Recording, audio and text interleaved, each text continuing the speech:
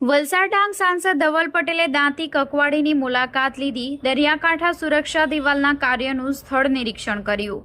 વલસાડ ડાંગ સંસદીય ક્ષેત્રના દાંતી કકવાડી ખાતે દરિયાકાંઠે નિર્માણાધીન સુરક્ષા દિવાલના કાર્યસ્થળનું નિરીક્ષણ કરવામાં આવ્યું. સાંસદ ધવલ પટેલે આ કામગીરીની સમીક્ષા કરી હતી. આ વિસ્તારમાં દરિયાકાંઠાના સતત ધોવાણના કારણે સ્થાનિક ગ્રામજનોને ભારે મુશ્કેલીઓનો સામનો કરવો પડી રહ્યો છે. આ સમસ્યાના નિરાકરણ માટે સુરક્ષા દિવાલનું નિર્માણ મહત્વપૂર્ણ છે. સુરક્ષા દિવાલનું બાકી રહેલું કાર્ય વહેલી તકે પૂર્ણ થાય તે હેતુસર સાંસદે વિસ્તારના આગેવાનો અને ગ્રામજનો સાથે સ્થળ પર જ વિસ્તૃત ચર્ચા કરી હતી. આ દરમિયાન સ્થાનિક લોકોની રજૂઆતો અને સમસ્યાઓને ધ્યાનપૂર્વક સાંભળી જરૂરી પગલાં ભરવા અંગે વિચારણા કરવામાં આવ્યા હતા.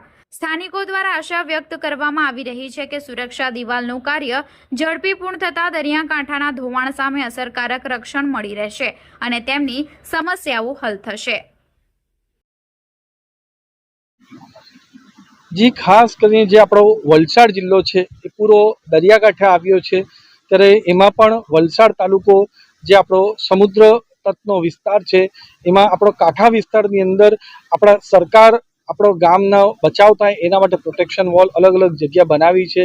આપણી નાની દાંતી ગામમાં પણ 1500 મીટરની આપણા સરકારે 38 કરોડના ખર્ચે આપણી પ્રોટેક્શન વોલ બનાવી છે, પણ 300 મીટરની પ્રોટેક્શન વોલ બાકી છે. એના લીધે જો વધારે દરિયામાં તોફાન આવે અને મોટી ભરતી આવે તો પાણી આપણા દરિયાઈ પાણી ગામમાં ઘૂસી જાય તો આપણા ગામના લોકોને બચાવના માટે બહુ જરૂરી છે કે પ્રોટેક્શન વોલ જલ્દીથી જલ્દી બને.